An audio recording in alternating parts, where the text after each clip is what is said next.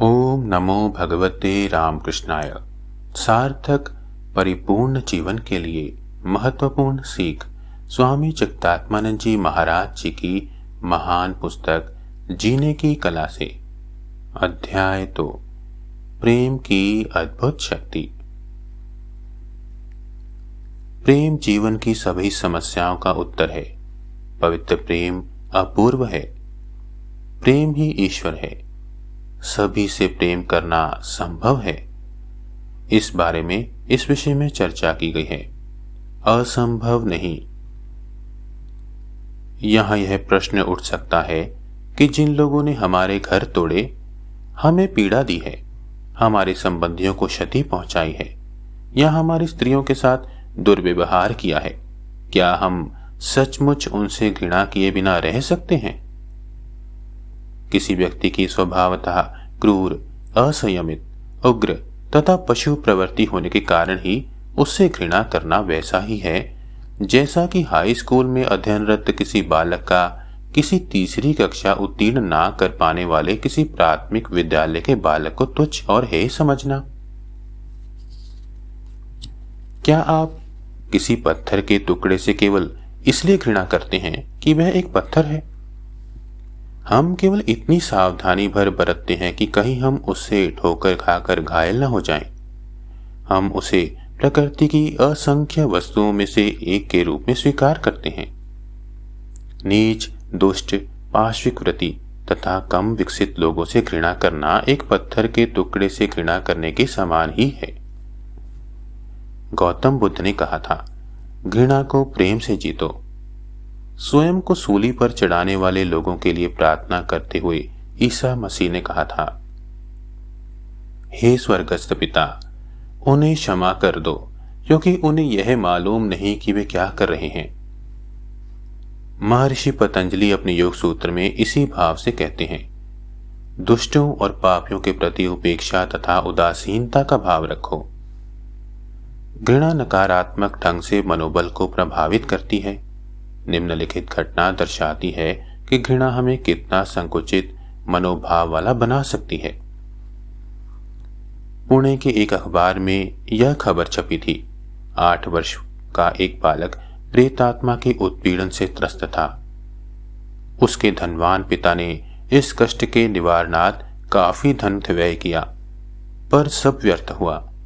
उन्होंने सुना कि नरसोबा बाड़ी के दत्तात्रेय मंदिर में ऐसे पीड़ितों का उपचार किया जाता है। माता पिता बालक को लेकर वहां गए और 2 माह तक वहीं रहे।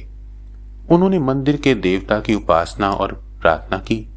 अंततः प्रेत ने उस बालक को तंग करने के रहस्य को प्रकट किया। मैं सड़क पर टहल रहा था। इस व्यक्ति ने गले में फंदा डालकर मुझे मार डाला और मेरे पास के 500 रुपए छीन लिए। मरणोपरांत मैं प्रेत बन गया। मैं पिछले 7 जन्मों से अपने हत्यारे को ढूंढ रहा था। अंततः मैंने इसे पकड़ ही लिया। मैं इसे नहीं छोड़ूंगा। अपने पुत्र के बारे में काफी चिंतित होकर पिता ने कहा, मैं ब्याज के साथ तुम्हारे रुपए, तुम जैसे भी कहो, लौटाने के लिए तैयार हूं। प्रेत बोला, इसने मुझे मार डाला था, मैं भी इसे मार डालूंगा। प्रेत ने उस बालक को नहीं छोड़ा और बालक शीघ्र ही मर गया। अपने हत्यारे से बदला लेने को कृत संकल्प वह प्रेत 7 जन्मों तक उस दुखदायी प्रेत योनि में पड़ा रहा। उसका हत्यारा तो वैसे भी अपने आप का दंड पा ही जाता, परंतु मारे गए व्यक्ति की प्रतिकार की भावना ने उसकी कोई आध्यात्मिक उन्नति नहीं होने दी और वह 7 जन्मों तक प्रेत योनि में ही दुख पाता रहा। जिससे आप घृणा करते हैं, अंततः आप भी वही बन जाते हैं। भय का चिंतन जिस तरह आपको भय के गर्त में खींच ले जाता है, वैसे ही किसी के प्रति घृणा भाव आपको घृणास्पद व्यक्ति की मानसिक स्थिति तक पहुंचा देता है। मनुष्य जिस महानतम तथा सर्वोत्कृष्ट भाव की अभिव्यक्ति में सक्षम है, वह एक निस्वार्थ प्रेम है। निस्वार्थ प्रेम साक्षात भगवान का रूप है। निस्वार्थ प्रेम के माध्यम से हम अपनी अंतर्निहित दिव्यता को ही अभिव्यक्त करते हैं।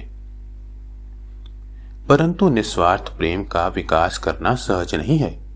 इसमें दीर्घकाल तक प्रयत्न की आवश्यकता होती है। इसमें कोई संदेह नहीं कि व्यक्ति देर सवेर यह अवस्था प्राप्त कर ही लेता है। अतः हताश होने की कोई जरूरत नहीं है।